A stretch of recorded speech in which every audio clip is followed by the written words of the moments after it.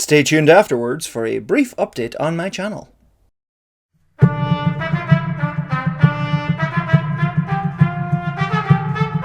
Manny Man does history.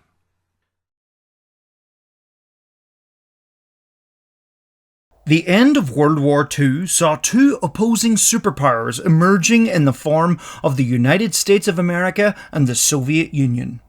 The United States was capitalist, a system where almost everything is privately owned and run for profit. The Soviet Union was communist, a system where everyone owns the means to create a commonwealth, all based around a central ideology. Theoretically, at least. After dealing with Nazi Germany, these two superpowers sought to spread their influence throughout the world, and thus the Cold War began. The Cold War wasn't a direct war, but a series of proxy wars and decades of intimidation, propaganda, and espionage. After World War II, Germany was occupied. The Soviets controlled the area around Berlin, but not all of the city itself. There were already tensions between the Soviet Union and the Western Allies as they felt threatened by each other and feared for a new war. British Prime Minister Winston Churchill declared that an Iron Curtain had descended across Europe. Soviet leader Joseph Stalin didn't like the idea of West Germany regaining any former power, so in 1948 the Soviets blockaded the western sections of Berlin to force the other Allies to give them control of the whole city. It didn't work as the Western Allies airlifted supplies in. In 1949, the North Atlantic Treaty Organization, or NATO, was formed to strengthen the Western Allies. Germany became divided into East and West, as was Berlin itself. Stalin wanted to be in control of the countries on Russia's borders to ensure security. Because of this, the Soviet Union claimed the states it had invaded during the war and established communist regimes within them. Stalin set up secret police within these regimes to crush opposition swiftly.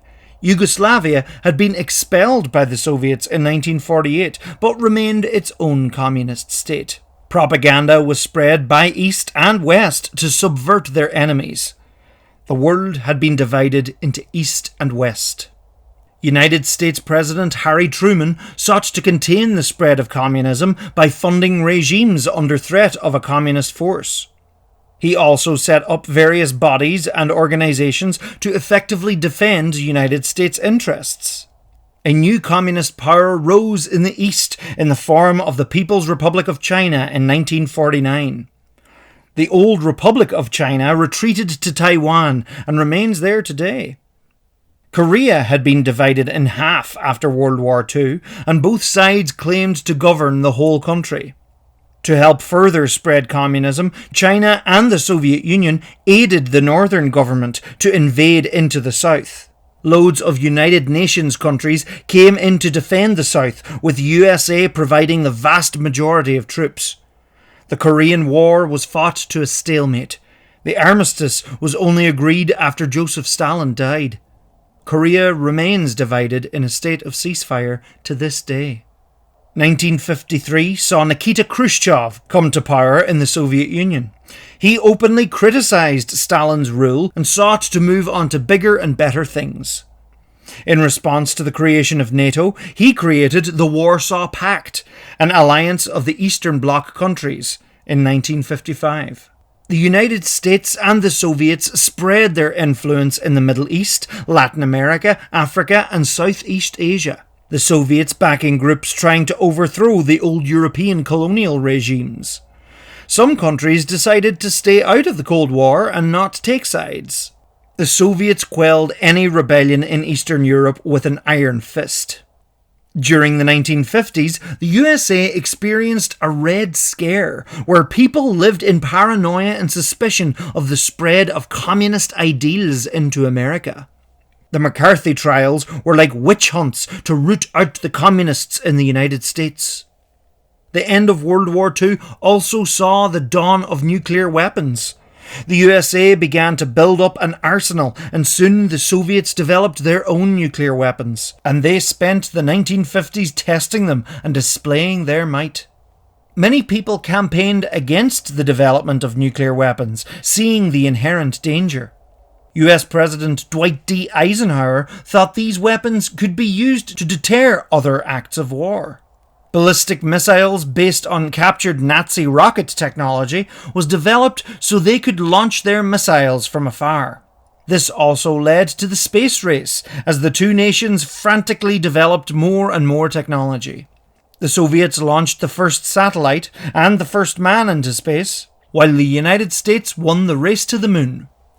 Relations between the Soviet Union and China were worsening throughout the 1960s as they disagreed on how communism should be done. In 1961, the East German government decided to build what would become the Berlin Wall around West Berlin to stop the young educated people from the East leaving for the more prosperous West. Communism had spread to Cuba in 1959. The United States attempted an invasion, training up Cuban exiles, but it failed. In 1962, the Soviets decided to place nuclear missiles in Cuba to pressure the United States into giving them West Berlin. From Cuba, the Soviets would have first strike capability on the United States, countering the US Jupiter missiles placed in Italy and Turkey aimed at the Soviets. This situation led to a serious escalation, almost resulting in total nuclear war, but it was resolved as US President John F. Kennedy and Nikita Khrushchev agreed to remove the missiles. The Cuban Missile Crisis had led to a direct hotline being set up between the Kremlin and the Pentagon to at least improve communication between the two superpowers. Khrushchev was ousted 2 years later by his colleague Leonid Brezhnev. France actually withdrew from NATO, feeling the USA and UK wouldn't share the power. France wouldn't fully return until 2009. War had been raging in the old French colony of Vietnam since 1955, and even before that, between the communist-backed North and the mainly US-backed South. US involvement grew and grew throughout the 1960s, but ultimately ended in defeat for the South as the US pulled out and the North captured Saigon in 1975. It was an embarrassment for the United States as the great superpower lost to such a poor nation. Other US and Soviet-backed conflicts raged throughout the world. Despite these proxy conflicts, the 1970s did see a thaw in the Cold War known as detente, with improving relations between the East and West. The Soviet Union were finding that many of the economies within the Eastern Bloc countries weren't doing as well as the West, so the cooling in tension was encouraged. US President Richard Nixon travelled to China and met Chairman Mao, and improved their relationship, taking advantage of the split from the Soviets. Nixon also met up with Brezhnev, resulting in the SALT I agreements, which sought to reduce the amount of nuclear weapons being developed to create a more stable environment. They did also agree to not develop anti-ballistic missile defences to maintain the threat of nuclear war as a deterrent. They increased trade with each other and brought about a period of peaceful coexistence. At the same time, Social Democrat Willy Brandt of West Berlin sought to ease relations between East and West Germany, as well as Poland and the Soviet Union. The SALT II agreement was signed but never ratified by the United States due to the various Soviet dealings across the world, including the deployment of troops in Afghanistan to reinforce a newly established communist regime, which would begin a war that would rage throughout the 1980s. US President Jimmy Carter had the United States boycott the 1980 Moscow Summer Olympics, along with 64 other countries. US President Ronald Reagan and his strong ally British Prime Minister Margaret Thatcher took a very strong stance against the Soviet Union, calling it an evil empire. To deal with Afghanistan, the CIA armed the Islamic Mujahideen to wage war on the atheist communist Soviets. Of course, Part of this group went on to become Al-Qaeda. Yes. The US and Soviet Union spent tons on their military, building up huge arsenals, the Soviet Union having overtaken the US in the arms race. Reagan later claimed, "We don't mistrust each other because we're armed. We're armed because we mistrust each other." Going against the SALT agreements, Reagan began developing anti-ballistic missile defenses as the Soviet arsenal continued to grow. All the while, Soviet leader Yuri Andropov feared a US first strike attack. Later that year, a Korean Airlines flight en route from Alaska to South Korea was shot down by the Soviet Union. After initially denying it, the Soviets claimed it was on a spy mission. The US said otherwise. Times were tense. A few months later, NATO were having a military exercise named Able Archer, which simulated Western Europe going into DEFCON 1, ready for nuclear war. The Soviet Union had been so paranoid of an imminent attack, they believed this could be hiding the real thing and quickly readied their arsenal, ready to fire. The exercise, thankfully, ended peacefully, and the world once again escaped imminent nuclear war. The Soviet Union and many other communist states boycotted the Los Angeles Olympics in 1984. This left room for many wins by Team USA, much to McDonald's dismay, as they had had a promotion promising free food for any USA medals. Economic stagnation was becoming more apparent within the Soviet Union, which was not helped by the war dragging on in Afghanistan. The Soviet Premier Mikhail Gorbachev brought in reforms to reorganize the Union and prevent corruption within the Communist Party. He also pulled the Soviet forces out of Afghanistan. Gorbachev and US President George H.W. Bush signed the START I Arms Control Treaty in Moscow to actively decrease nuclear weapons. Due to Gorbachev's more relaxed policies, there was a rising demand for independence in Eastern Europe. Gorbachev refused to send Soviet forces to intervene, which led to a series of mostly peaceful revolutions, although Romania's was not so peaceful. Anti-communist protests happened in China, but ended in massacre. The Berlin Wall was broken in November 1989, and families were reunited after nearly 3 decades of isolation. On December 3, 1989, George Bush declared the Cold War over. The Communist Party of the Soviet Union itself was banned in the USSR, which led to the dissolution of the Union of Soviet Socialist Republics in 1991.